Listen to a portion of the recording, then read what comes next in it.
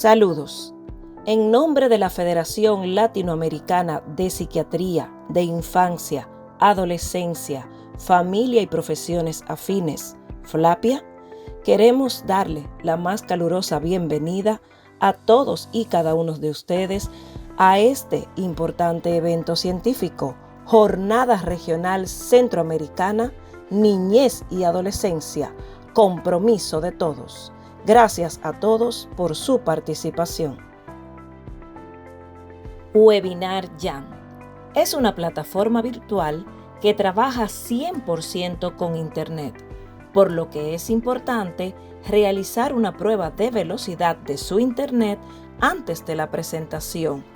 Mínimo debe tener 10 Mbps. Puede utilizar el siguiente link para medir su Internet. Recomendaciones técnicas. Haga su test de velocidad de Internet en el link que aparece en pantalla. Necesita computadora, laptop o celular conectado a Internet. Confirme que a la hora del webinar su velocidad de conexión sea estable, por lo que le recomendamos que verifique que otros miembros de su familia no estén utilizando el Internet para ver películas o videojuegos. Entre a la plataforma especificada por los organizadores en el link enviado a su email. Si en algún momento se le frisa la transmisión, favor dar a reconectar en la parte superior de la pantalla de la plataforma. Recuerde, haga sus preguntas vía el chat de la plataforma. Cualquier duda, favor contactarnos vía WhatsApp al 829-898-5710. Este evento es organizado por la Federación Latinoamericana de Psiquiatría de Infancia, Adolescencia, Familia y Profesiones Afines, FLAPIA. Este evento cuenta con el aval de la Asociación Internacional de Psiquiatría Infantil, Adolescente y Profesiones Afines y ACAPAP, de la Sociedad Dominicana de Psiquiatría, del Comité de Adolescencia ALAPE, de la Asociación Centroamericana y del Caribe de Psiquiatría ACAP, de la Liga Latinoamericana para el Estudio del Trastorno por Déficit de Atención e Hiperactividad LILAPEDAT, y de la Confederación de Adolescencia y Juventud de Iberoamérica, Italia y el Caribe, CODAGIT. Este gran evento científico llega a ustedes gracias a nuestros patrocinadores. Patrocinador Platinum, Asofarma, Centroamérica y el Caribe, y sus productos Implicane, Ketiacid. Patrocinador Platinum, Vago, y sus productos Medikinet, Atemperator. Patrocinador Oro, Janssen, una compañía farmacéutica de Johnson & Johnson y su producto Concerta. Patrocinador Plata, Neurosweat, división especializada de Sweat Farguesa y sus productos Ariprit y Tradea. Patrocinador Plata, Laboratorios Dr. Collado y sus productos Sinalgina y Olapin. Patrocinador Plata, Neurociencias de Magna Chen y sus productos Aprecia y Lortam. Colaborador Gador y sus productos Deslafax y Luradón. Te presentamos a los miembros del Consejo Directivo para el periodo 2019-2022 de la Federación Latinoamericana de Psiquiatría de Infancia, Adolescencia, Familia y Profesiones Afines. Doctora Andrea Abadi, desde Argentina. Doctor Gastón Smith, desde Bolivia. Doctor Andrés Arce Ramírez, quien es el vicepresidente de FLAPIA. Doctor Óscar Sánchez, pasado presidente de México. Doctora Ana Cristina Majeste, pasada presidenta de Flapia. Doctor Roberto Pillía, pasado presidente de Flapia. Doctora Adriana Gutiérrez, presidenta de SOCNIA. Doctora Laura Viola, secretaria de Flapia. Y nuestra presidenta de Flapia, doctora Zuleika Morillo, desde República Dominicana. Dejamos aperturado en este momento el simposio número 8, donde abordaremos el tema Abuso, mesa de expertos. Las palabras de bienvenida en estos momentos están a cargo de la doctora Rosario Martínez, quien será además la moderadora de este simposio.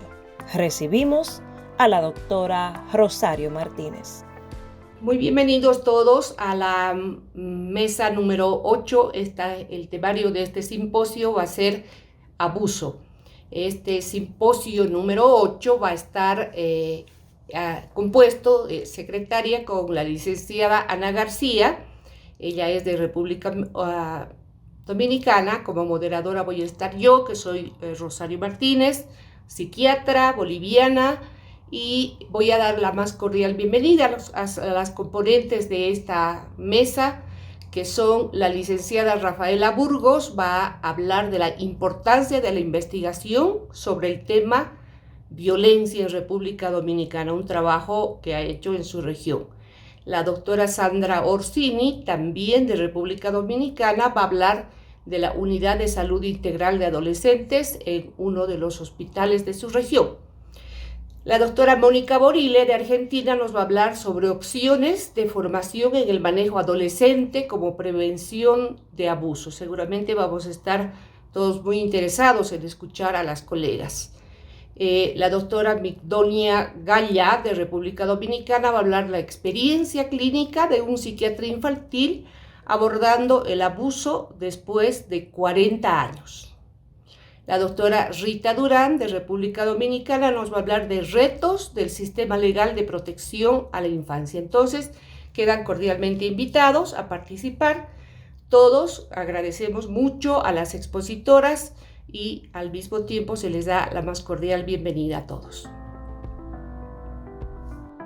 Nuestra primera conferencista, la licenciada Rafaela Burgos, quien abordará el tema Importancia de la investigación sobre el tema de violencia en República Dominicana y la región.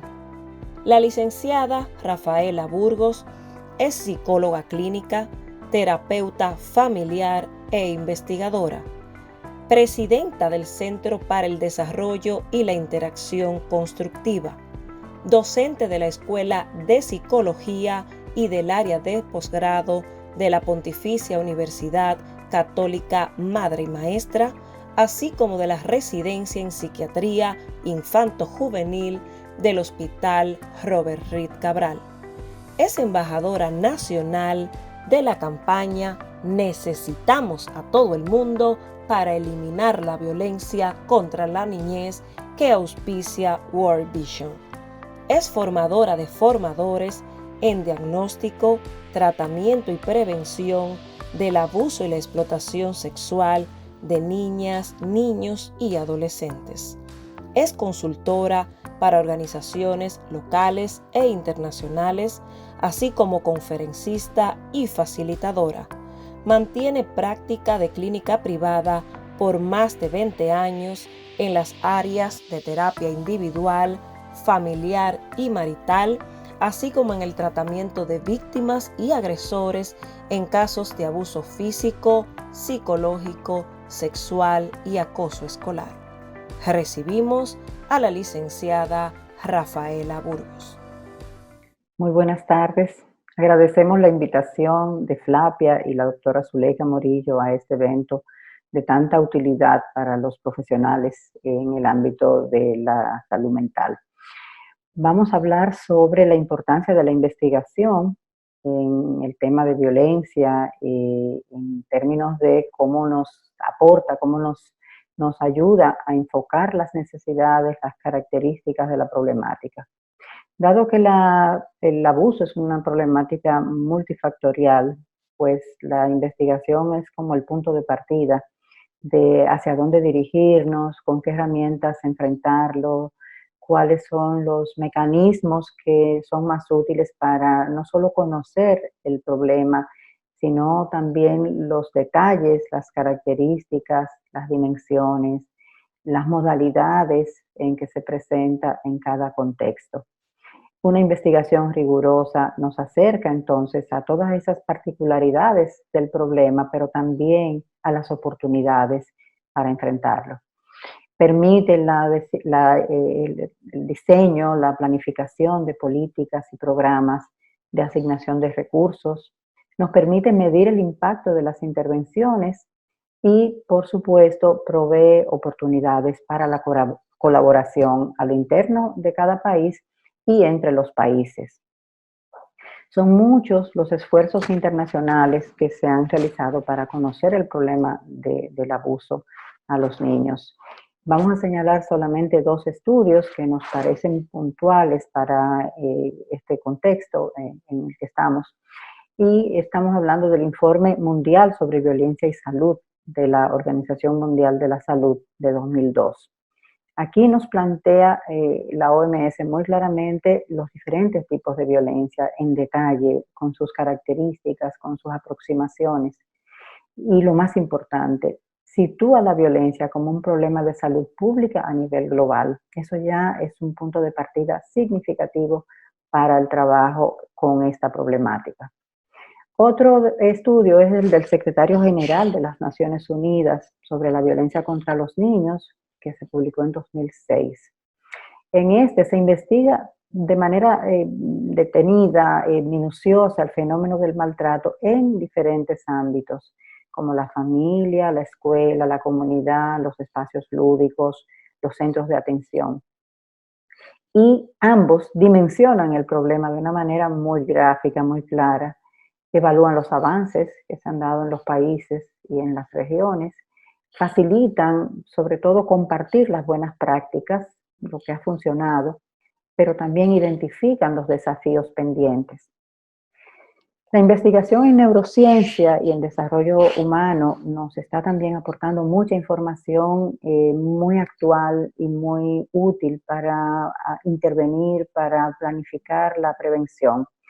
Nos está alertando sobre los efectos en el desarrollo neurológico y en el sistema inmune de los malos tratos, de la carencia afectiva, de la falta de respuesta de los cuidadores o de las situaciones contextuales que no permiten que los adultos ejerzan su rol de una manera sana, pertinente, adecuada a las necesidades de los niños. La investigación en el ámbito local también se ha desarrollado durante años. Vamos solamente a citar el estudio de incidencia que realizamos en CEDIC en 2016 con adolescentes de 13 a 15 años que asistían a escuelas públicas, las escuelas del sistema de educación pública de República Dominicana. Esta investigación fue realizada con la colaboración en coordinación con la Universidad de Ryerson de Canadá y permitió entender, identificar los matices y las características de la violencia que sufren los adolescentes de estas edades en 5 áreas básicas que el instrumento mide. La violencia producto de delitos convencionales, es decir, la violencia que reciben los adolescentes en el contexto social, por asaltos, por estar en contacto con bandas, con pandillas, por ser víctimas de situaciones sociales que los rodean. La violencia en el contexto de la familia, física, psicológica, sexual, haciendo mucho énfasis en la violencia psicológica que a veces es la menos estudiada. La violencia entre pares, identificamos matices, características, maneras de manifestarse la violencia entre los compañeros en términos de sus impactos, en términos de sus respuestas frente a las agresiones. El abuso sexual y la violencia indirecta, es decir, la violencia que los adolescentes reciben desde el contexto, sea familiar o social inmediato, violencia en la pareja, en los padres, violencia en la comunidad, que no está involucrándolo de manera directa, pero de las cuales ellos también son víctimas. En esta gráfica vamos a ver como un resumen de lo que reportaron los estudiantes encuestados en términos de cuando fueron víctimas al menos una vez de este tipo de violencia. Y vemos acá, en esta primera barra, el crimen convencional. Y encontramos que un 36% de la muestra dijo que había sido víctima por lo menos una vez de situaciones relacionadas con crimen convencional. El 25% dijo que había sido víctima de maltrato en la familia. Un 32% fue víctima de acoso o violencia de diferentes tipos por compañeros. Un 10% de abuso sexual y un 30% de violencia indirecta. La encuesta en hogar que se acaba de poner a circular en nuestro país de la Oficina Nacional de Estadísticas nos habla de la prevalencia de los métodos violentos que se usan para la crianza de los niños a diferentes edades. Y este dato nos genera, ¿verdad?, respuestas diversas. Tenemos un gran desafío porque sigue pasando que un número muy alto de niños es corregido con violencia. En este caso, la encuesta nos reporta un 64%. Y también nos dice que el grupo de 3 a 4 años es con más frecuencia víctima de esta práctica, lo que significa que necesitamos reforzar la manera en que estamos desarrollando los programas de formación, de acercamiento a los padres, que tienen como objetivo los cambios en el modelo de crianza. Necesitamos, esto es una de las evidencias muy claras de que la investigación nos tiene que guiar hacia los ajustes, hacia la acción, hacia la revisión de lo que estamos haciendo. Si hablamos de la pandemia por COVID-19 y el abuso contra los niños, también la investigación nos está arrojando datos interesantes. Nos está diciendo que los niños están expuestos de manera extrema al estrés que están viviendo los adultos cuidadores, ¿no? Nos está diciendo que también están viviendo el aislamiento y las limitaciones para el juego y la socialización de una manera importante, que hay una gran carga de ansiedad derivada de las exigencias que supone estudiar en casa. Los niños son, todos lo sabemos, expertos en la tecnología, les sale de manera natural, pero la usan para divertirse, para entretenerse, y han tenido que usarla para estudiar, y eso requiere un ajuste, requiere una adaptación, requiere una gestión distinta que muchos niños no han logrado hacer y otros lo han hecho con un alto costo. Y por supuesto también nos está hablando la investigación sobre la exposición extrema, constante, a los riesgos que se derivan de la tecnología por largas exposiciones en términos de muchas más horas en pantalla, pero también por la falta de supervisión en muchos casos. El informe COVID-19 de la CEPAL y UNICEF ofrece datos interesantes sobre América Latina y el Caribe en relación al impacto de la pandemia. Nos está planteando como un llamado de atención el hecho de que se ha identificado un desequilibrio entre los factores de riesgo y los factores protectores para el abuso. Es decir, los niños han estado en casa, han estado confinados con los padres. Esto implica que están más expuestos, como veíamos antes, al estrés de los adultos que están sobrecargados y estresados por la misma situación. Pero también están faltando los aspectos que les protegen normalmente de estas condiciones cotidianas, como ir a la escuela, relacionarse con sus amigos, tener la oportunidad de compartir con la familia extendida. Todo esto, el aislamiento se los ha limitado de manera importante. Los adultos tienen a su vez menor capacidad para lidiar con las necesidades de los niños, por lo tanto, es una espiral, ¿sí?, que genera más tensión, más ansiedad y desemboca en aumento del castigo físico y psicológico para corregir la conducta de los niños. También se está viendo un aumento en el abuso sexual, la negligencia y, por supuesto, el abuso en línea. Hay algunas estrategias que se están planteando para que los estados puedan dar respuesta a estas situaciones de urgencia.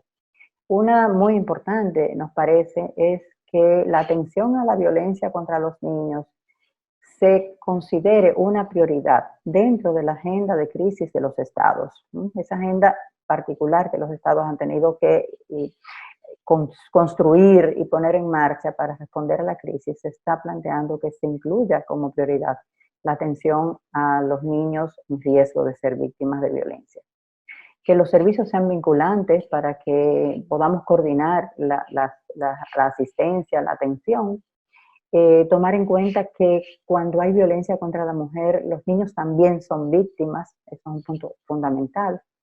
Que usemos enfoques de asesoramiento, de terapia, de acompañamiento que sean accesibles a las familias y que por supuesto haya una detección temprana, entre otras condiciones. Vamos a priorizar, a destacar dentro de la investigación para la acción el acompañamiento de las familias, ¿sí?, porque hemos visto en la mayoría de los estudios que se identifica un factor fundamental a la hora de educar, de formar, de acompañar a los padres, y es que la familia sienta que tiene sistemas de apoyo eficaces. Los profesionales que trabajamos con familia en estos temas, pues necesitamos aspirar, necesitamos acercarnos a hacer ese apoyo, una parte de ese apoyo, de ese sistema de apoyo eficaz. Pero para eso, pues, se necesitan una serie de condiciones, tomar en cuenta algunos elementos que también la investigación nos está aportando.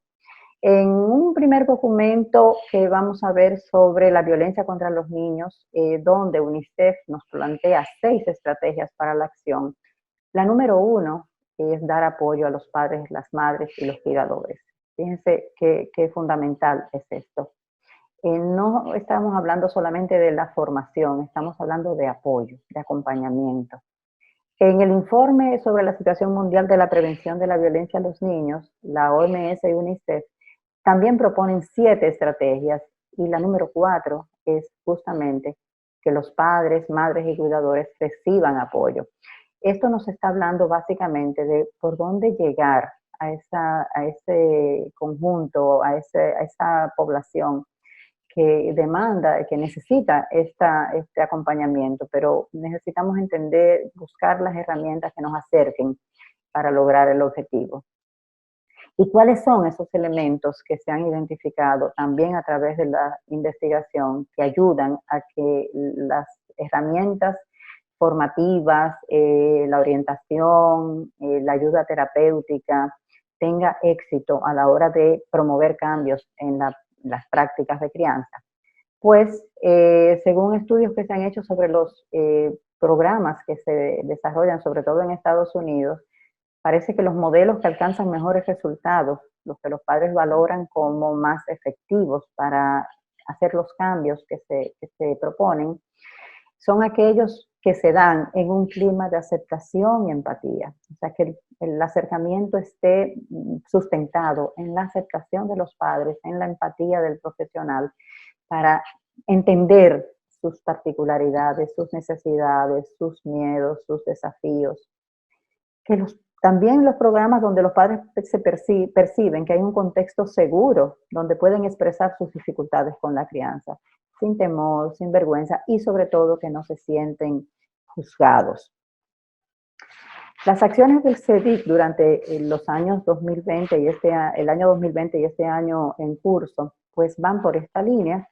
Nos hemos enfocado en acompañar a los padres, a las madres, pero también a los docentes, para apoyar sus roles, para ayudarles a gestionar los ajustes, los cambios, los desafíos que esta pandemia y todo lo que hemos tenido que hacer para enfrentarla ha significado. Tomando en cuenta el bienestar de los niños y tomando en cuenta a la vez la persona del adulto, ¿sí? Entendiendo que acompañar al adulto a gestionar, a identificar sus emociones, a gestionarlas, a entenderlas, a buscar herramientas que para ellos tengan significado en un contexto de aceptación y empatía, es la mejor manera de ayudar a los niños. Este contexto, esta estrategia termina, o sea, se encamina hacia un entrenamiento vivencial de la crianza positiva, es decir, técnicas que les faciliten mejorar la comunicación. No siempre se trata solo de que están estresados y a veces no se pueden contener. También se trata a veces de que no tienen las herramientas para decir, demandar, exigir, poner límites de una manera sana. Entonces sí que hay que aprender estrategias, pero desde la comprensión, desde la conexión primaria. Cómo expresar el afecto, cómo estimular a los niños, es algo que nos interesa mucho desarrollar en los padres y las madres, como también en los docentes. La estimulación es una herramienta poderosa, pero no siempre se usa porque muchas veces se desconoce la aplicación. Y en el ejercicio de la disciplina pensamos siempre en corregir, en poner límites, en sancionar, pero no siempre pensamos en cómo estimular lo positivo, cómo estamos viendo el esfuerzo del niño, cómo le estamos transmitiendo que es capaz, mejorando su autoestima, mejorando su seguridad en sí mismo, al tiempo que manejamos la disciplina de una manera más efectiva. Todo eso, en ese contexto, pues nos permite un acercamiento a los adultos responsables de la crianza con una perspectiva empática, compasiva, que en su contexto sea viable, que lo vivan como parte de sus características, como parte de sus expectativas, y que responda realmente a sus necesidades. Muchísimas gracias. Voy a estar disponible por cualquier comentario, aporte en esta dirección. Buenas tardes. Unidad de Salud Integral de Adolescentes en el Hospital Infantil Dr. Robert Reed Cabral es el tema que a continuación abordará la doctora Sandra Orsini, quien es doctora en medicina, especialista en pediatría, maestría en atención integral del adolescente, posgrado en nutriología clínica, diplomado en trastornos de la conducta alimentaria, docente de grado en diversas universidades, asesora clínica de diversos estudios de investigación en pediatría, gerente de la Unidad de Atención Integral para el Adolescente del Hospital Infantil Dr. Robert Reed Cabral, es la actual coordinadora del capítulo de adolescente de la Sociedad Dominicana de Pediatría. Es miembro de diversas entidades nacionales e internacionales, conferencista nacional e internacional en temas de vacunas, nutrición y lactancia materna. Recibimos a la doctora Sandra Orsini. Muy buenos días. Antes que todo, agradecer a Dios la oportunidad que nos da de estar conectados y de compartir información tan importante como la que hemos visto en estos últimos 2 días. Agradecer a todo el comité organizador a través de la doctora Zuleika Morillo la amable invitación a compartir un tema que me apasiona, un tema sumamente importante y que aunque no es un tema nuevo, pues sigue tomando vigencia, yo diría que en tiempo de pandemia pues muchísimo más. Y es hablar de abuso en adolescentes y cuál es el rol que tienen las unidades de servicio amigables para no solamente identificar de manera oportuna, sino canalizar todo lo que tiene que ver con la intervención en el adolescente y la denuncia de manera puntual de acuerdo al protocolo establecido en cada uno de nuestros países. Y antes que todo debemos saber, cuando hablamos de abuso, qué tanto puede definir esta simple palabra. Pues los abusos y la desatención a la que son objeto nuestros adolescentes no solamente incluye el tipo de maltrato físico o el tipo de maltrato psicológico, Incluye el abuso sexual, incluye negligencia, explotación comercial o cualquier otro tipo de explotación que pueda causar daño tanto a la salud como el desarrollo y la dignidad de nuestros jóvenes, o que pudiera de alguna forma poner en peligro su supervivencia en el contexto de una relación de responsabilidad, de confianza o de poder. La explotación a la violencia de pareja que hemos visto lamentablemente de manera exponencial en los últimos años, muchas veces se incluye también dentro de las formas de abuso. En muchos de nuestros países utilizamos el castigo físico como una fórmula para modelar conductas que los padres consideran inapropiadas en nuestros jóvenes, entendiendo que el castigo físico es emplear la fuerza física con la intención de causar dolor para tratar de corregir o modificar una conducta que consideremos impropia. Sin embargo, no siempre es sencillo saber cuándo termina el disciplinamiento y cuándo comienza el abuso per se. El castigo corporal, lamentablemente, es una práctica muy difundida en muchos de nuestros países, incluyendo el nuestro, y es una práctica que se considera socialmente aceptada. La realidad actual es que aproximadamente un 23% de las personas de ambos sexos refieren haber recibido algún tipo de maltrato o castigo físico cuando eran niños. Se estima que cada año mueren por homicidio unas 34,000 menores de 15 años, considerándose esta cifra subestimada, dada la magnitud tan importante que tiene ese problema. Y es importante que recalquemos aquí que una importante proporción de muertes debidas a maltrato infantil se atribuyen de manera errónea a causas que son accidentales. De ahí que estos números, pues definitivamente están subestimados y la realidad actual es mucho mayor de ahí. Generalmente las personas piensan que si un joven se comporta diferente, esto se debe a que está tratando de ser independiente o que sencillamente se ha vuelto rebelde o simplemente está pasando por esa etapa que muchos padres no quieren vivir o que se abisman a ella con altas expectativas negativas, que es pasar por la adolescencia. Un cambio de conducta no significa necesariamente que ese adolescente sea víctima de un abuso. Sin embargo, los cambios significativos en diferentes áreas de su comportamiento deben ser explorados por nosotros como un posible indicador que requiera especial atención. Sabemos que existen factores de riesgo para nuestros niños y adolescentes ser abusados, entre ellos el alcoholismo, la violencia doméstica, la drogadicción, ser padre o madre soltera, falta de educación o nivel de escolaridad de la familia o del contexto donde se desarrolla el adolescente, niveles de pobreza. Sin embargo, sabemos que hoy día el abuso no discrimina ni siquiera clase social, pero tampoco discrimina la etnia. Debemos ser nosotros bastante cautelosos al momento de abordar a un adolescente. Puede ser muy evidente, como vemos en algunas de estas imágenes, que nuestro niño o nuestro adolescente sea abusado, sobre todo si estamos viendo pues, alguna lesión física que pueda implicar o sospechar esa posibilidad. Pero en muchos otros casos las manifestaciones son muy sutiles, sobre todo a nivel de acciones, de comportamientos y conductas que se nos puede hacer un poquito más difícil poder identificar desde momentos tempranos cuando nuestro adolescente está siendo sometido a abuso. Aquí les traigo de manera rápida algunas alertas que debemos tener nosotros cuando evaluamos o cuando recibimos adolescentes en nuestras unidades.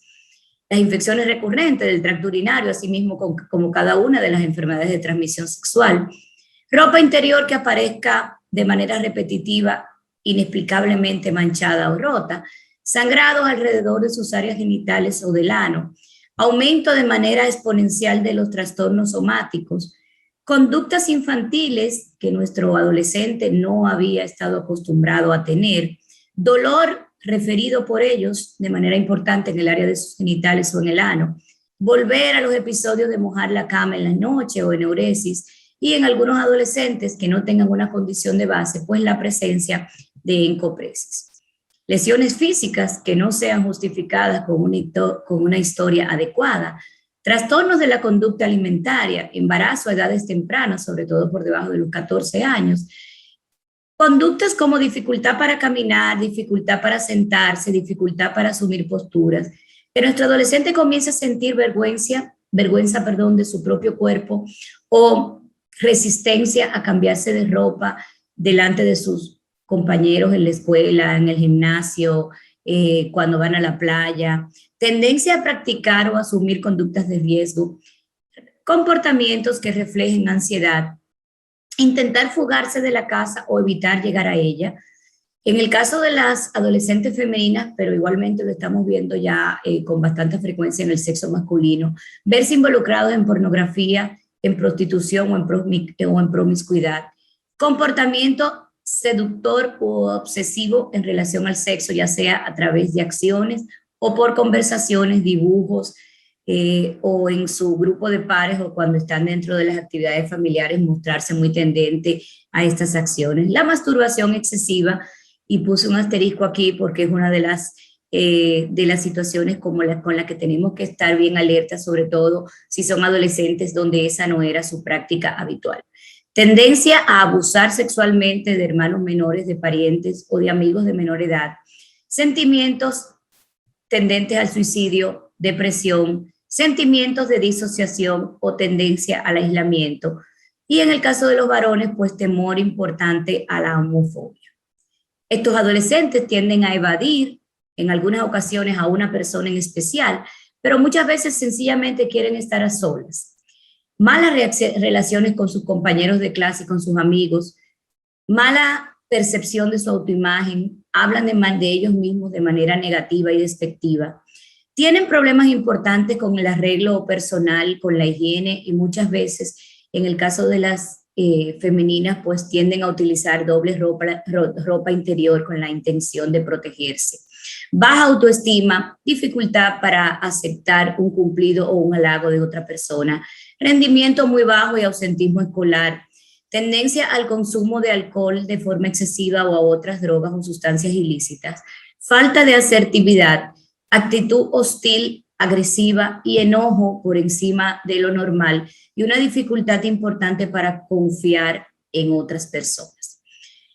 En diciembre del pasado año fue inaugurado en nuestro hospital infantil Dr. Robert Cabral, que es el hospital de referencia nacional para la atención pediátrica, la unidad para servicios amigables de adolescentes. Actualmente llevamos 9 meses en funcionamiento.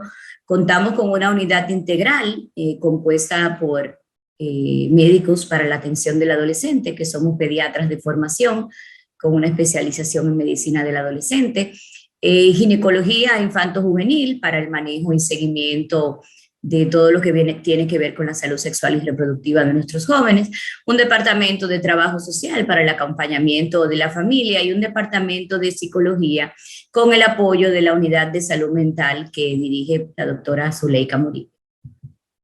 Las áreas de influencia de nuestra unidad pues van dadas directamente a la atención del adolescente, tratando de identificar cada uno de estos elementos y muchos otros que pudieran sugerir de manera importante y puntual la posibilidad de abuso.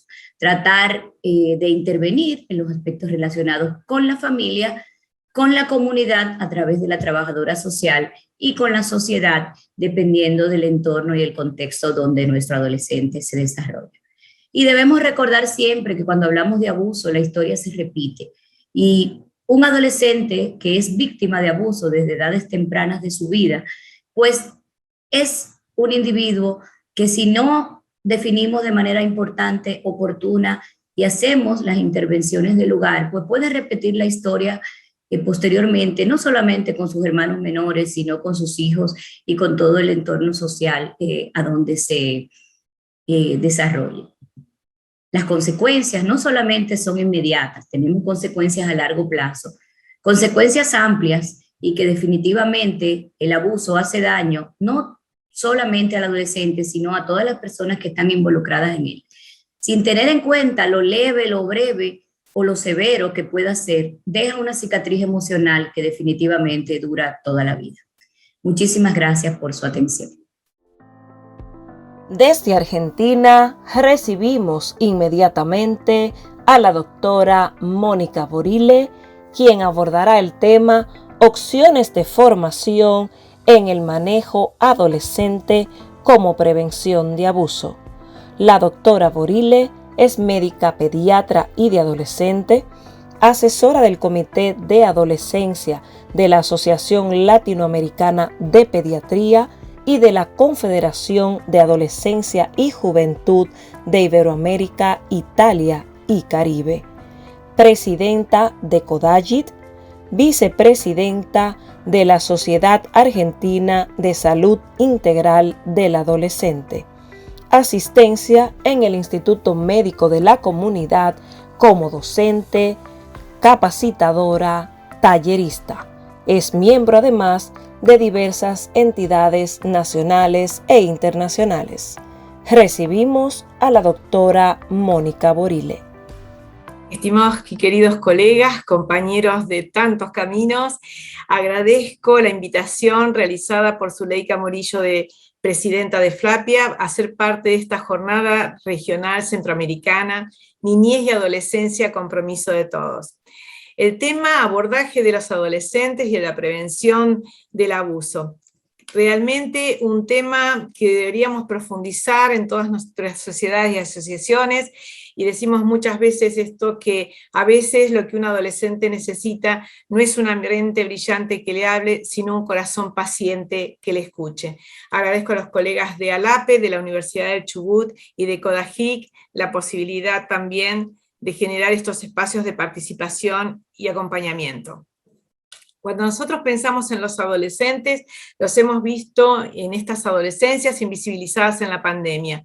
Como digo yo, ni invisibles ni inmunes, sí solidarios. Frente a estos mandatos que escuchamos en inicio de la pandemia, las elecciones hechas por los jóvenes pueden ser la diferencia entre la vida y la muerte de otra persona. Hay que convocarlos a pensar en el bien común, en la sociedad, en ser solidarios. Ellos cumplen un rol importante en esta pandemia, pero han sufrido mucho, y muchos de ellos han sido víctimas de abuso y de acoso. Siempre les traigo esta Mafalda, que cuando la tienen enfrente así, digamos, nosotros pensamos en ella y decimos, ¿qué sabemos de ellos? Sabemos de su autonomía, de su autodeterminación, de su suficiencia. Sabemos qué piensa y qué dice, sabemos qué ve, qué dice, qué hace, qué escucha, cuáles son sus debilidades, cuáles son sus fortalezas, cuál es la identificación que tenemos en relación a su autoconcepto y autovaloración. Todas estas preguntas, cuando tenemos un adolescente frente a nosotros, nos hacen repensar la posibilidad de que, bueno, si ha presentado un abuso, si ha sufrido un abuso, tener en cuenta algunas cuestiones vinculadas con lo que es una consulta con los adolescentes. Estas intervenciones deben de ser oportunas. Si son posibles, se deben de hacer desde un abordaje integral, mirando aspectos biológicos, psicológicos, sociales, comunitarios y espirituales. Están centrados en la persona y, por supuesto, en la familia y en el entorno comunitario. Hay una perspectiva de derechos y de autonomía. Por supuesto, las acciones son interdisciplinarias y transsectoriales. Hay acciones menos dirigidas, pero mucho más motivacionales. Y eso a mí me gusta mucho hablar también de la entrevista motivacional. Y, por supuesto, la flexibilidad para tomar de los recursos con los cuales contamos ahora también en tiempos de pandemia, a través de los distintos medios para poder acercarnos a ellos y a ellas. En estas intervenciones, nosotros siempre decimos, cuando trabajamos con el equipo, el valor de la palabra.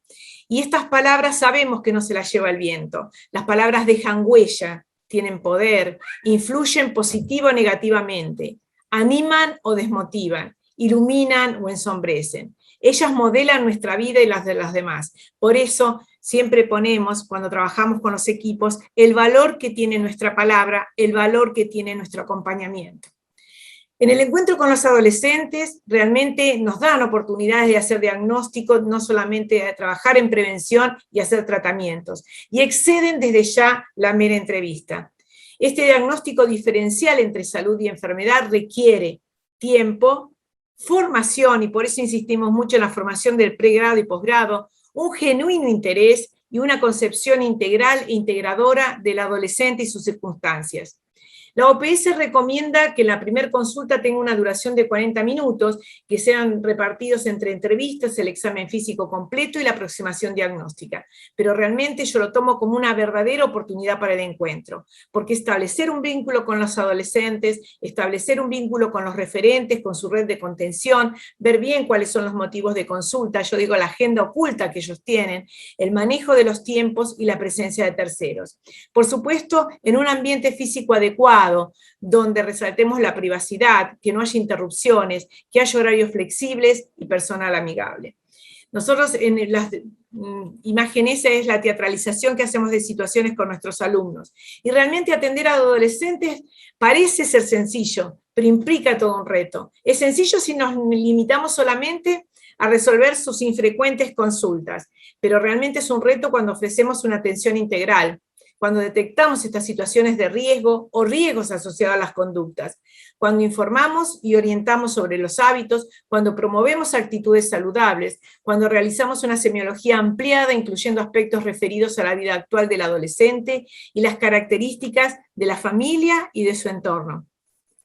Esta semiología ampliada por sí mismo, tenemos que tener en cuenta algunas cosas. ¿Qué es el protagonista? Que tenemos que ver qué pasa con su desarrollo sexual y su crecimiento, si hay conciencia de riesgos y formas de autocuidado, si tiene posibilidades lúdicas, expresivas, deportivas, qué hace en su tiempo libre, cuál es la pertenencia grupal, qué pasa con los pares, su integración, su nivel de escolaridad, el futuro con proyectos, los gestos y actitudes de rebeldía en relación a los padres y a las autoridades, si hay aceptación de límites, qué pasa con su trabajo y con la pareja.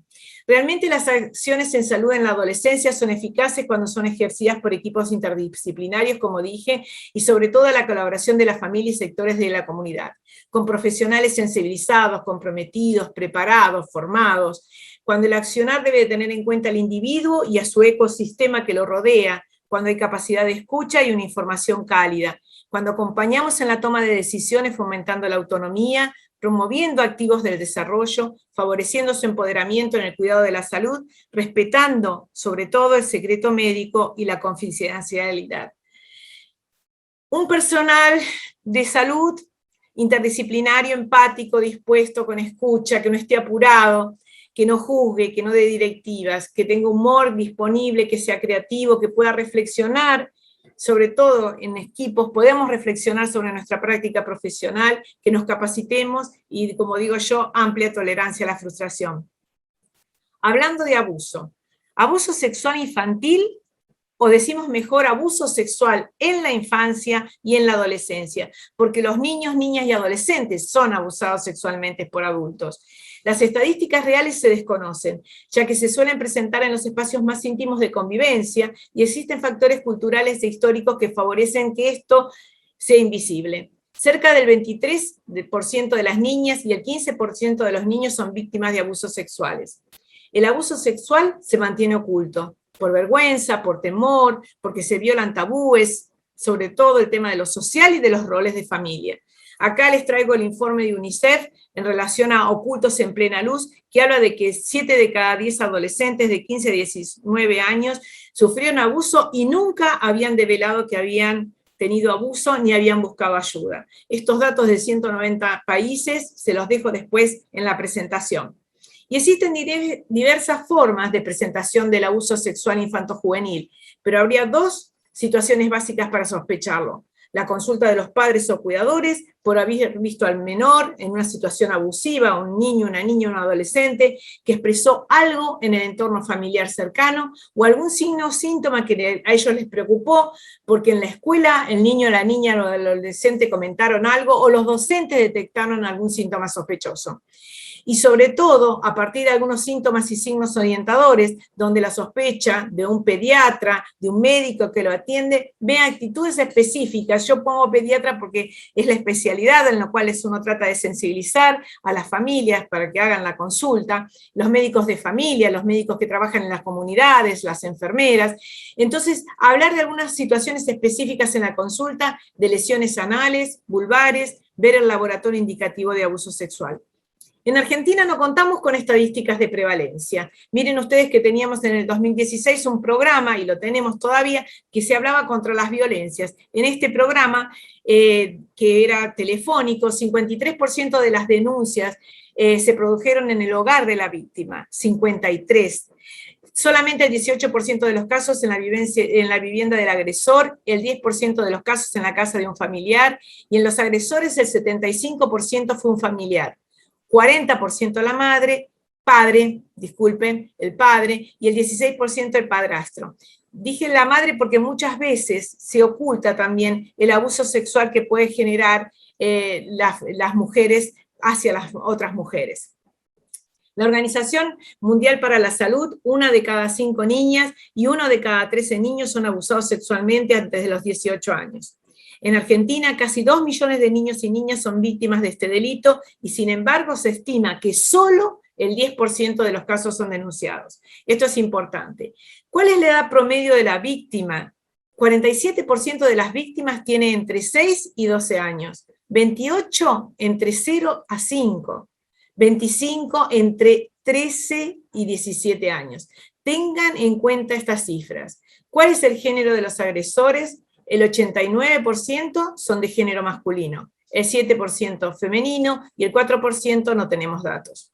En los adolescentes los indicadores físicos se pueden encontrar como indicadores conductuales inespecíficos, pero sí tenemos conductas violentas a veces de riesgo, como retraimiento, sobreadaptación, fugas del hogar, consumo de drogas, delincuencia, autoinjuria, intentos de suicidio, trastornos disociativos, trastornos de la conducta alimentaria, muchísimos aparecieron en la pandemia. Trastornos en el sueño, fracaso escolar, enuresis, encopresis, relación conflictiva con sus madres y padres, cambios del humor, somatización y conversión. ¿Qué hablamos de somatización? Bueno, hacemos referencia a un complejo proceso diagnóstico afectivo y conductual en los pacientes. Esto es frente a las respuestas que nosotros vemos a situaciones vitales estresantes, que experimentan y comunican diversos síntomas físicos, ¿sí? Y la conversión es un proceso por el cual una persona realmente convierte involuntariamente un conflicto emocional en síntomas neurológicos que se manifiestan usualmente en los sistemas motores voluntarios, sensitivos o en ambos.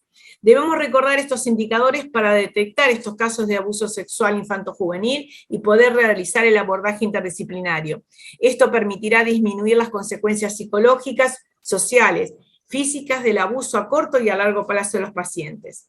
El tiempo es muy corto, muy cortito el que tenemos, pero bueno, acá les dejo todos los indicadores como dificultad para confiar en los otros, sentimientos de culpa, mala autoimagen, aislamiento, actitud hostil, problemas en la energía en el arreglo personal, problemas para dormir, hiperactividad, comportamientos regresivos, conversación sobre temas sexuales en entornos poco adecuados para la edad, consumo de alcohol, de drogas, y realmente a nosotros nos preocupa muchísimo porque no estamos capacitados a veces para hacer esta detección temprana.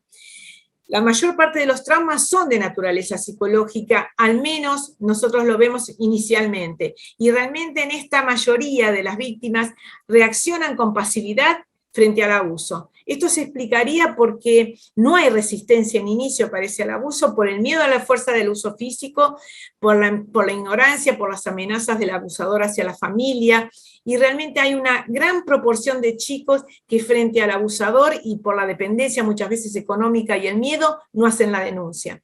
O no lo dicen, o lo ocultan mucho tiempo.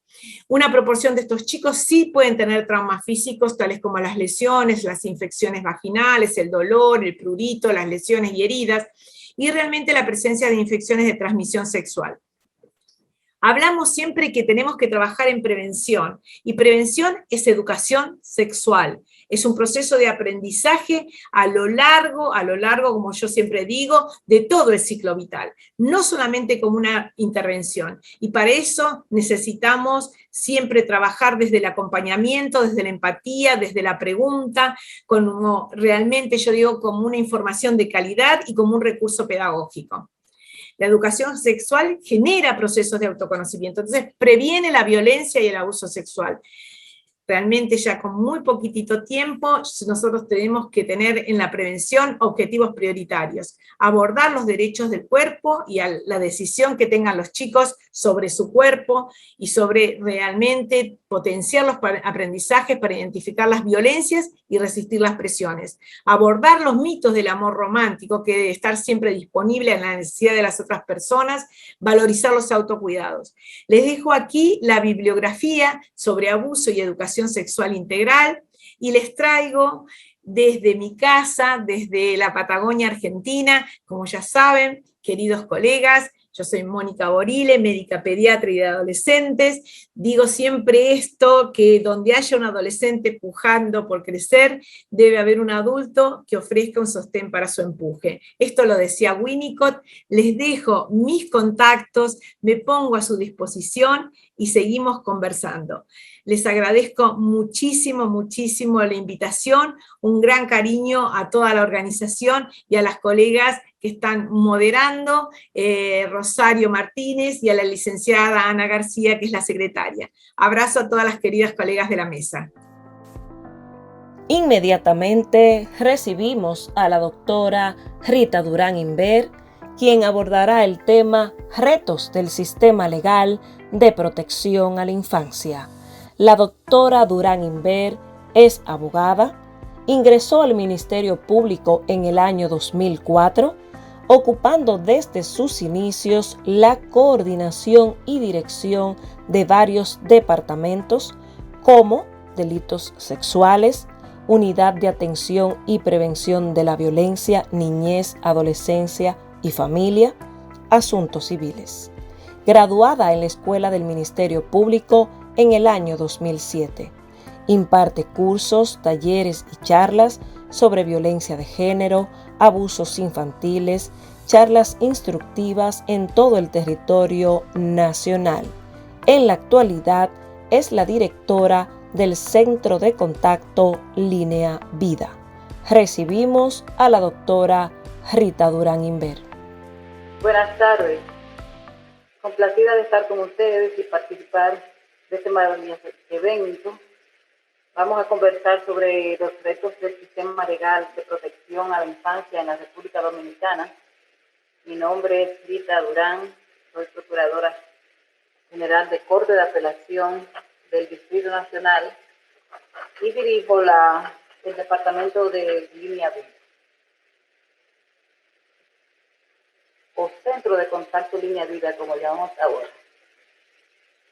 La Procuraduría General de la República, como entidad persecutora de los delitos que afectan a los ciudadanos y a las ciudadanas, y también como representante de la sociedad ante el Estado Dominicano, tiene responsabilidades puntuales, como por ejemplo la activación de la acción penal pública, la persecución e investigación de los crímenes, la protección a las víctimas, realizar las investigaciones para la persecución de los delincuentes y también, como una medida o una obligación principal, mantener el orden público.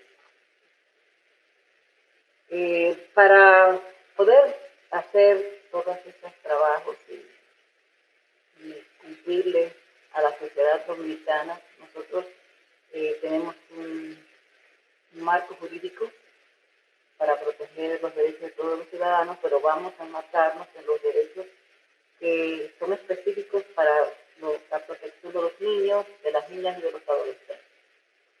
En primer lugar, tenemos a la Constitución de la República, que en sus artículos 55 y 56 habla de la protección que el Estado debe brindar a los niños, niñas y adolescentes y a las familias también. También contamos con la Ley 136, o Código para el Sistema de Protección de los Derechos de los Niños, de las niñas y adolescentes, que aquí llamamos Código del Niño. El Código Penal Dominicano, que fue modificado por la Ley 2497 en el año 1997, que introdujo figuras jurídicas de gran relevancia en nuestro sistema judicial, porque nosotros no teníamos algunos delitos contemplados en el Código Penal. Por ejemplo, no existía el abuso, el maltrato infantil, no existía el abuso sexual en los de la forma que ahora existe, no existía la violación, etcétera, etcétera. Entonces, esta ley 2497 trajo, es de gran importancia para nosotros porque trajo cambios en los aspectos, introdujo también la violencia de género, la violencia intrafamiliar que no existía tampoco en nuestro país, y trajo cambios, como le acabo de decir, de mucha importancia. El Código de Trabajo también se refiere a los niños, niñas y adolescentes y los protege respecto al trabajo infantil. También leyes y acuerdos internacionales que se han firmado aquí, del cual somos signatarios. La Convención de los Derechos del Niño, que en ella está basada nuestra Ley 136 o el Código para el Sistema de Protección, que acabo de mencionar, y la Ley 8803, que es la Ley de Casas de Acogida. Esta ley crea las casas de acogida, que son lugares donde las mujeres víctimas de violencia van y víctimas de violencia intrafamiliar van. También lo hacen con sus hijos. Es obligación de llevarle a los niños porque no se pueden separar de su madre en una situación de dificultad. Aquí podemos recordar los derechos de los niños. Entonces, todas nuestras leyes y acuerdos internacionales respecto a la niñez están basados en estos derechos fundamentales que son derecho a la vida, a una protección especial que el Estado toma importante lugar en esto porque es el responsable del niño cuando está en estado de peligro. Tiene derecho a desarrollarse física, mental y moral y espiritualmente. Tiene derecho a un nombre y una nacionalidad, a la salud, a criarse en el seno de una familia, educación, protección efectiva, ser protegido por abandono, por abuso, por crueldad, por explotación sexual, y ser protegido contra la discriminación racial o religiosa. ¿Qué está haciendo la Procuraduría General de la República para proteger esos derechos que acabamos de mencionar? Bueno, es un compromiso bastante grande, fuerte, porque la situación de violencia que nos está afectando a los niños principalmente en este país ha tomado un auge bastante grave. Entonces, la Procuraduría General de la República, como está obligada a la reivindicación de la misma, porque sabemos cómo afecta a la sociedad, y además se ha declarado por la Organización Mundial de la Salud que la violencia es un problema de salud pública, unidas a estas dos razones, hemos desarrollado a través de la Dirección Nacional contra la Violencia programas de asistencia para la mujer y para sus hijos o no hijos. Pueden ser no hijos, pero hay programas para niños, no importa si la violencia que los afecta está dentro del seno del hogar o no.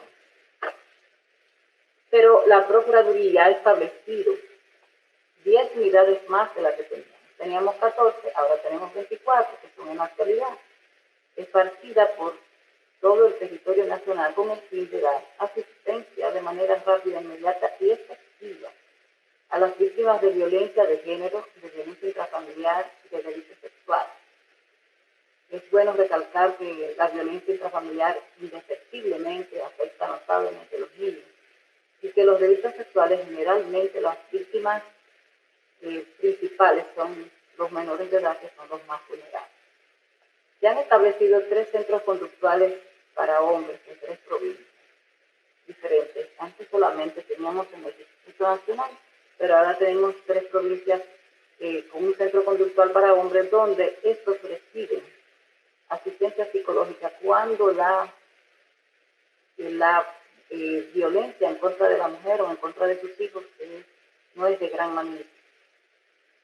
Está contemplado en nuestra ley de que el hombre debe tomar charlas obligatoriamente y lo tiene que dictar así el juez cuando la mujer o los hijos son víctimas de violencia o el hijo o cualquier particular, si el hombre se considera un agresor y la agresión ha sido muy fuerte, obligatoriamente tiene que tomar charlas respecto a su conducta para desmontar la violencia de su vida. También como programas especiales tenemos el ofrecimiento de charlas, de cursos para conocer y denunciar la violencia en los hospitales, en las escuelas, a los miembros de la Policía Nacional, a los miembros del Ejército. Tenemos en fin una serie de charlas que son continuas en esos lugares, principalmente en los hospitales, donde hemos hecho acuerdo con el Ministerio de Salud a estos clubes para sensibilizar y concienciar a los médicos, porque generalmente la violencia comienza en el hospital.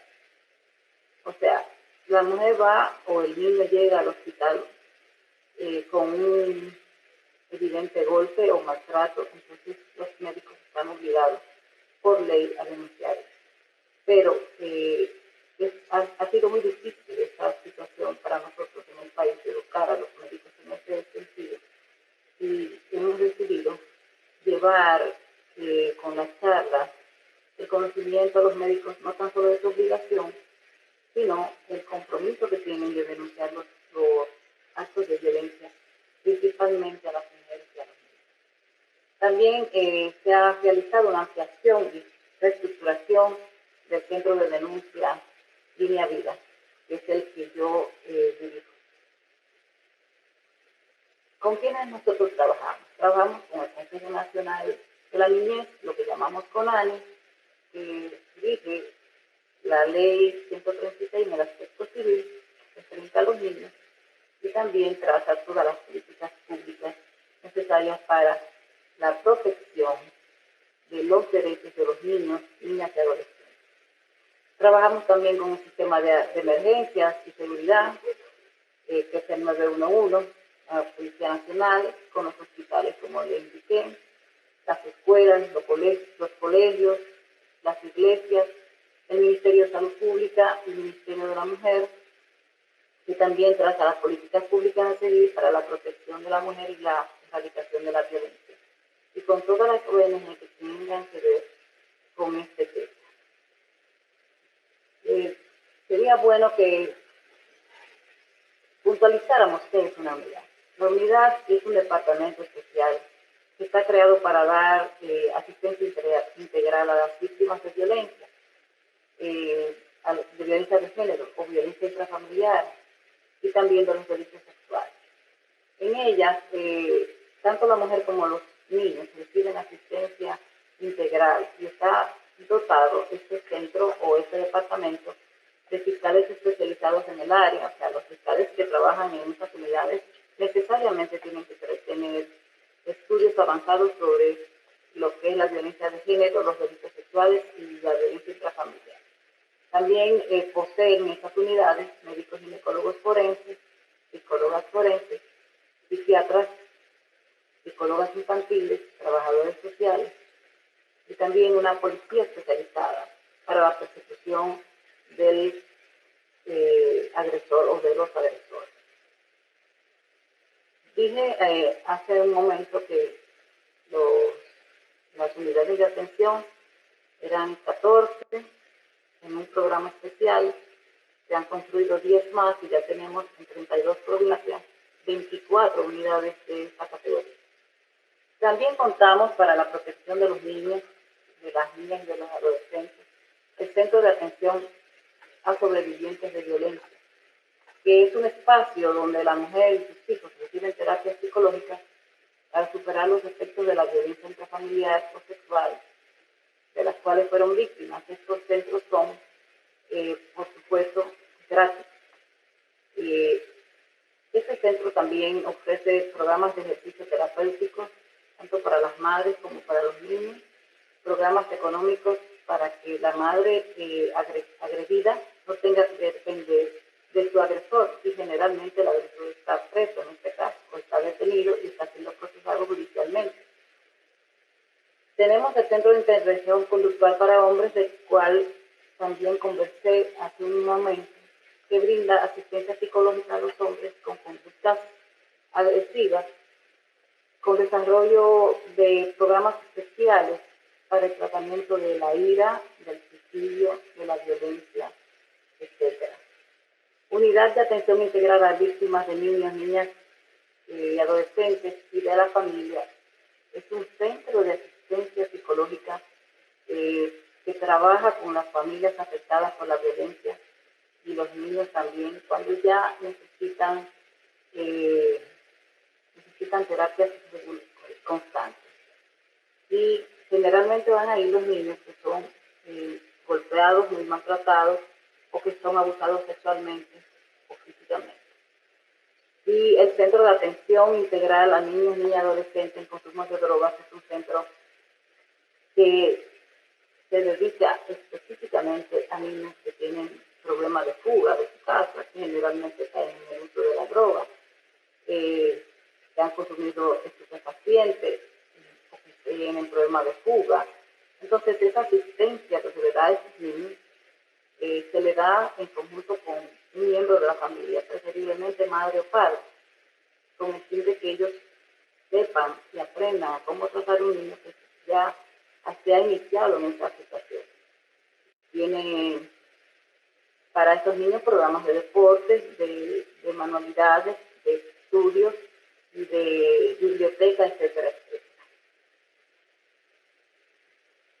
Cuenta la República Dominicana con la jurisdicción de niños, niñas y adolescentes desde el año 1994. Está integrada por los tribunales de niños, niñas y adolescentes, Corte de Apelación, Suprema Corte de Justicia y tribunales de la ejecución de la sanción en cada demarcación jurisdiccional. También trabaja los asuntos administrativos y contenciosos de los menores y los asuntos penales cuando el adolescente comete faltas graves. O sea, este tribunal procesa a los adolescentes después de los 13 años que han cometido algún delito. Pero también trata de manera puntual las regulaciones de visita, los permisos de viaje, las guardas, etc.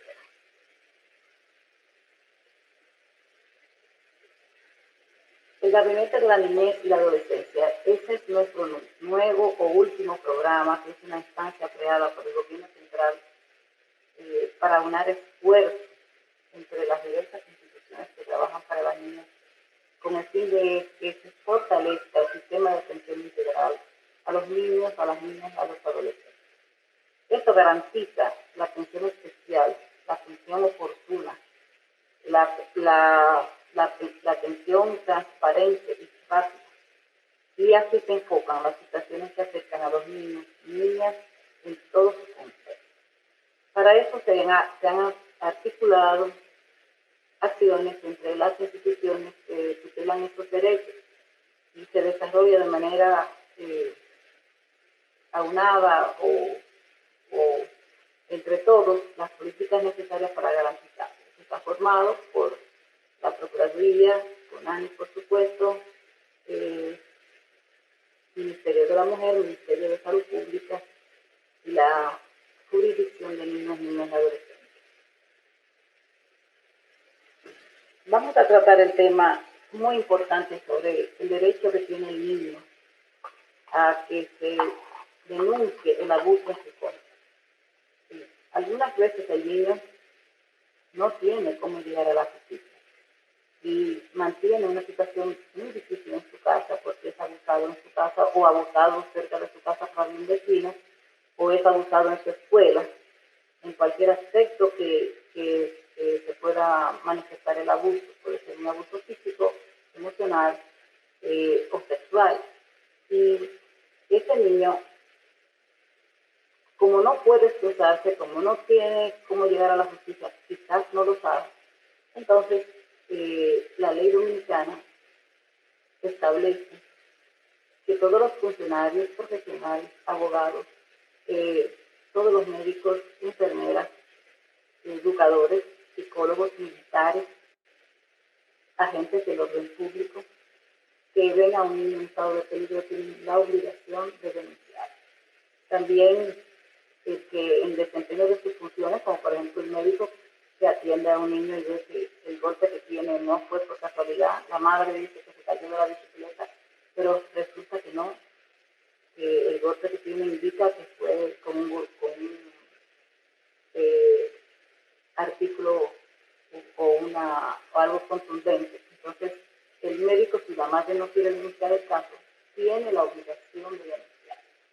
Y esa es la facilidad que le damos tanto a esos médicos como a cualquier otro profesional, psicólogo, puede ser un psicólogo que en la escuela se dé cuenta que la niña tiene una dificultad, llega triste, no avanza, la profesora le pasa el caso a la psicóloga, le dice, tiene que averiguar qué pasa con esta niña, comienza a cuestionarla y sabe cómo tratarla, y la niña tiene una situación en su casa de maltrato, de violencia familiar, o quizás de abuso sexual, pero ella no sabe cómo decirlo. Esa escuela tiene la obligación por ley en nuestro país de levantar un teléfono, llamar y denunciar esos hechos en contra de esa niña. Si no lo puede hacer por la vía telefónica, que es la vía más rápida, entonces lo tiene que hacer de manera presencial, llegar a cualquiera de nuestras fiscalías y denunciar el caso sobre esa menor. Pero para facilitar este tipo de cosas, se ha creado el Centro de Contacto Línea Vida, que es una línea de auxilio telefónico.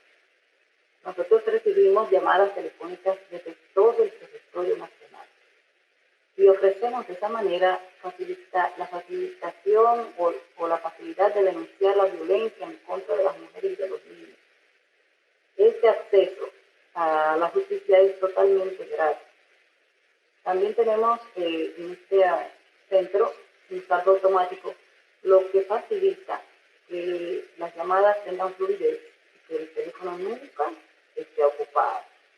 Laboramos las 24 horas del día, los 7 días de la semana y por 365 días al año. O sea, no hay descanso, porque la violencia tampoco tiene descanso. Cuando una persona llama, por ejemplo, una madre angustiada o una mujer que está casada con alguien, tiene una pareja que la golpea, generalmente lo hacen muy asustadas, que no saben cuál va a ser la consecuencia. Entonces, cuando la mujer está en crisis o está en duda de si denuncia o no denuncia, cualquiera de esas dos cosas, y nosotros contamos con un equipo de psicólogas que pueden atender la llamada. Algunas veces hasta la psicóloga toma la llamada, la denuncia por completo y llena todos los requisitos, pidiéndola a la víctima por supuesto.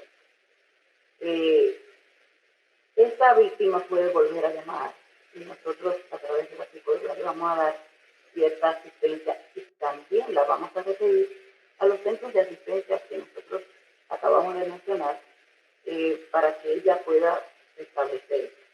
Si no quiere denunciar ese día, es obligación de la psicóloga de trabajar con ella para que denuncie otro día y darle seguimiento, porque denunciar la violencia es muy, pero muy difícil para una mujer. Generalmente, la mujer que está siendo maltratada lo es en el seno de su hogar, entonces, consecuentemente, estos niños a los que tenemos que cuidar y proteger también llevan detrás de sí este efecto de esa violencia que se ejerce en esta casa, de manera tal que también tenemos que ocuparnos de los niños y por eso hay estos programas que acabamos de mencionar con anterioridad.